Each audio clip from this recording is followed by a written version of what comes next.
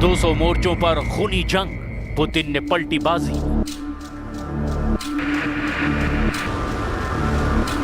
Putin ने वाकई रूस यूक्रेन जंग में बाजी पलट कर रख दी है। जिस रूस ने 24 फरवरी 2022 को यूक्रेन पर भीषण हमले शुरू किए थे, आज उसी रूस की शर्तों पर युद्ध विराम की बातें हो रही है।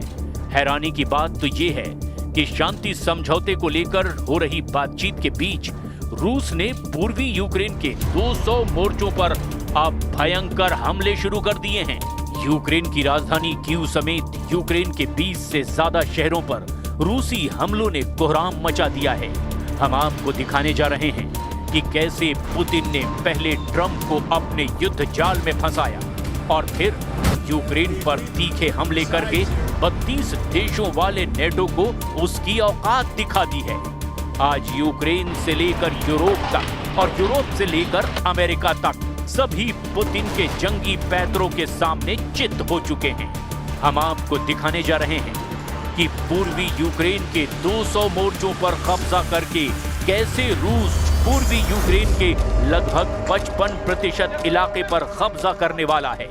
इस वक्त रूस यूक्रेन के Donetsk, Kherson, Kharkiv, Sumy, Chernihiv, Zaporizhzhia, Luhansk और कुपियांस्क में चुन चुन कर उन इलाकों पर हमले कर रहा है जहां यूक्रेनी सेना सबसे ज्यादा टक्कर देने की कोशिश कर रही है।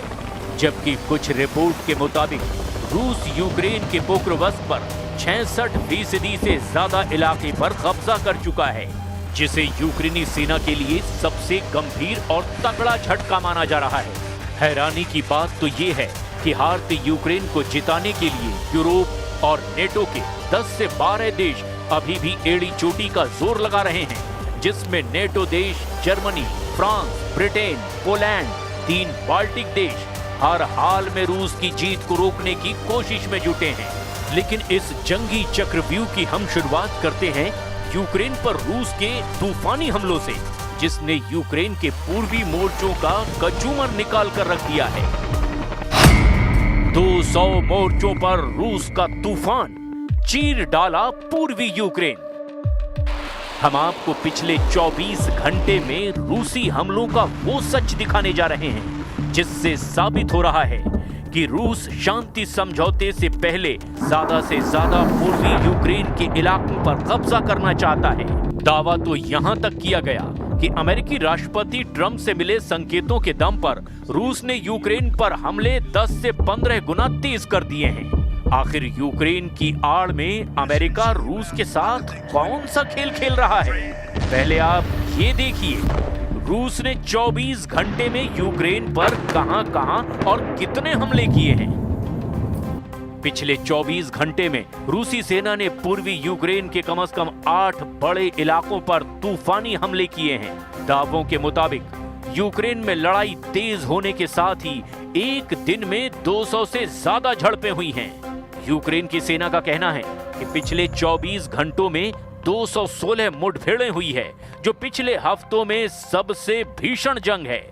दावों के मुताबिक रूस ने 41 हवाई हमले किए, 100 से ज्यादा गाइडेड बम से हमले किए, 3100 से ज्यादा आत्मघाती ड्रोन से हमले किए। यूक्रेनी ठिकानों और कस्बों पर लगभग 3000 तोप के गोले दाग दिए गए। कई मोर्चों पर यूक्रेनी और रूसी सेना के बीच आमने सामने की जंग हो रही है, जिसमें स्लोबोजांस्की, कुपियांस्क, लाइमन, क्रामाटोर्स्क, कोस्टियांटिनिवका, पोक्रोवस्क, होलियापोल और ओरिखीव में भी भीषण लड़ाई और बड़ी झड़पें हुई हैं। सेना ने आगे बताया कि लीमन और पोक्रोवस्क में सबसे ज्यादा खूनी हमले हुए हैं। यूक्रेनी सेना का ये दावा है कि रूस को काफी नुकसान हुआ है। पिछले 24 घंटे में अकेले पोक्रोवस्क क्षेत्र में 126 रूसी सैनिक मारे गए या फिर घायल हुए। यूक्रेन की सेना ने कहा कि सबसे भीषण लड़ाई जापोरेजिया के दक्षिण पूर्वी क्षेत्र के रणनीतिक शहर होलियापोल में हुई है, जहां रूसी गोलाबारी और ड्रोन हमलों में वृद्धि के बीच में सेनाएं जमीन से हर मीटर के लिए संघर्ष कर रही हैं। यूक्रेनी सशस्त्र बलों के जनरल स्टाफ ने दावा किया कि उनके बलों ने पिछले दिन 1140 रूसी सैनिकों को मार डाला या फिर घायल कर दिया।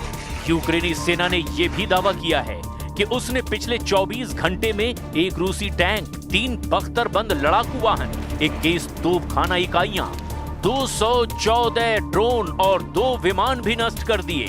अगर रूसी हमलों को लेकर पिछले 60 दिनों के आंकड़ों पर नजर डालें तो 28 सितंबर 2025 से 27 नवंबर 2025 तक रूसी हमलों में बेतहाशा बढ़ोतरी देखी गई है, जिसमें रूस ने मिसाइलों और ड्रोनों का रिकॉर्ड तोड़ इस्तेमाल किया है। यूक्रेनी वायुसेना के मुताबिक रूस ने पिछले 60 दिनों में 10,000 से ज्यादा ड्रोन हमले के लिए इस्तेमाल किए हैं, जिसमें से 70% रूस के शाहिद ड्रोन का इस्तेमाल किया गया, जबकि अलग अलग तरह के 500 से ज्यादा क्रूज और बैलिस्टिक मिसाइलों से रूस ने यूक्रेन पर पिछले 60 दिनों में हमला किया है। ये आंकड़े यूक्रेन के आधिकारिक रिपोर्ट्स पर आधारित हैं। रूस का दावा है कि ये हमले यूक्रेन की सैन्य क्षमता को कमजोर करने के लिए है, लेकिन यूनाइटेड नेशन की मानवाधिकार निगरानी मिशन के मुताबिक ये नागरिकों पर अनुपातहीन प्रभाव डालते हैं और 2025 में कीव में नागरिक मौतों में 2024 की तुलना में 4 गुना बढ़ोतरी हुई है। राष्ट्रपति जेलेंस्की ने इसे आतंकवादी हमले करार दिया। Значит, мы до сих пор получаем заходы о прекращении боевых действий там. Войска Украины уйдут из занимаемых ими территорий, вот тогда и прекратятся боевые действия. Не уйдут, ми доб'ємося этого вооруженным путем. От. Зараз я чую, що розвідки партнерів дають їм інформацію, що російська позиція стала заходити, в тому числі через деяких суб'єктів з України. Це точно не допомагає. Є наша державна позиція, є українська гідність. Рухатись треба так, щоб її посилити, а не підважити. Розраховую, що мене почують зараз ті, кого це стосується. रूसी हमलों से यूक्रेनी शहरों में हाहाकार मचा हुआ है। रूसी सेना ने पूर्वी यूक्रेन के डोनेस्क में वासियुकीवका गांव पर कब्जा कर लिया और पोक्रोवस्क के 66% हिस्से पर नियंत्रण मजबूत कर लिया। सीवर्स्क में रूसी सेना को जबरदस्त बढ़त मिली है, लेकिन यूक्रेन ने कोप्यांस्क में रूस के खिलाफ जवाबी हमला किया है, जो लगभग 25 वर्ग किलोमीटर में हो रहा है। रूसी सैन्य टुकड़ियां यूक्रेन के वावचांस्क के 80% हिस्से पर कब्जा करने के करीब हैं, लेकिन यूक्रेन ने कुछ मोर्चों पर वापसी करने का भी दावा किया है। रूसी सेनाओं ने गुलियापोल के उत्तर में बढ़त हासिल की है। Нас угрозой по-прежнему остается и стремление НАТО затащить в свою орбиту Украину. Членство этой страны в агрессивном военном альянсе, который провозгласил своей целью, так сказать, Россию, назвав ее угрозой безопасности во всех операционных средах, для нас неприемлемо. Я повторю еще раз, потому что суть деятельности НАТО – это противодействие нашей стране. रूस यूक्रेन युद्ध खत्म करने के अमेरिकी राष्ट्रपति डोनाल्ड ट्रंप के विवादास्पद योजना पर यूक्रेन के राष्ट्रपति जेलेंस्की भड़क गए हैं। यूरोप ने भी इस प्रस्ताव पर असहमति जाहिर की है। ऐसे में प्रस्ताव के लागू होने से पहले ही विवाद बढ़ गया है। अमेरिकी सीनेटरों ने भी इसकी कड़ी आलोचना की है। वहीं जर्मनी के फ्रेडरिक मर्ज ने तो दो टूक कह दिया है कि नेटो किसी भी कीमत पर रूस को जंग नहीं जीतने देगा। पिछले 1 साल से रूस ने पश्चिमी रूस के कुर्स्क इलाके से यूक्रेनी सेना को पूरी तरह खदेड़ दिया है। अगर हम डॉनबास इलाके की बात करें तो इसके 78% इलाके रूस के कब्जे में हैं। डोनेस्क और लुहांस्क को मिलाकर पूरा डॉनबास पूर्वी यूक्रेन में आता है।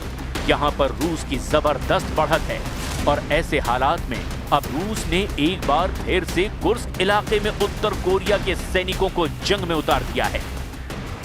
नॉर्थ कोरिया की सेना रूस के लिए यूक्रेन के खिलाफ न केवल युद्ध कर रही है, बल्कि वो कुर्स्क क्षेत्र में बारूदी सुरंगों को भी हटा रही है। इस मदद पर रूसी सेना ने किम जोंग उन की आर्मी को थैंक यू कहा है। उसने कहा कि वो बहुत बहादुर हैं और हम इस मदद को कभी नहीं भूलेंगे। रूस और नॉर्थ कोरिया का आपसी सहयोग एक नई ऊंचाइयों तक पहुंच रहा है। कोरिया न सिर्फ रूस की रक्षा क्षेत्र में मदद कर रहा है, बल्कि वो खतरों से भी खेल रहा है। उत्तर कोरियाई सैनिकों ने रूस के पश्चिमी कुर्स्क क्षेत्र में यूक्रेनी घुसपैठ को रोकने में मदद की थी। अब वो उस क्षेत्र में बारूदी सुरंगों को हटाने में एक महत्वपूर्ण भूमिका निभा रहे हैं। रूसी रक्षा मंत्रालय के द्वारा जारी वीडियो में उत्तर कोरियाई सैनिकों को विभिन्न प्रकार की बारूदी सुरंगें और उनका पता लगाने वाले उपकरण चलाते हुए दिखाया गया। दोनों देशों के बीच पारस्परिक रक्षा समझौते के तहत उत्तर कोरिया ने पिछले साल लगभग 14,000 सैनिक रूस के साथ लड़ने के लिए कुर्स्क भेजे थे। दक्षिण कोरिया यूक्रेनी और पश्चिमी सूत्रों के अनुसार एक न्यूज एजेंसी ने बताया कि इसमें 6,000 से ज्यादा मारे गए हैं। अगस्त 2024 में यूक्रेनी सैनिक पश्चिमी कुर्स्क क्षेत्र में दाखिल हुए थे और महीनों तक उस पर कब्जा बनाए रखा। आखिरकार अप्रैल 2025 में उन्हें बाहर कर दिया गया। इस पर रूसी राष्ट्रपति व्लादिमीर पुतिन ने कहा था कि रूसी बलों ने उत्तर कोरियाई सैनिकों की मदद से उन्हें बाहर खदेड़ा है। अब कुर्स्क में फिर से रूसी सैनिकों के साथ मिलकर उत्तर कोरिया ने मोर्चा खोल दिया है।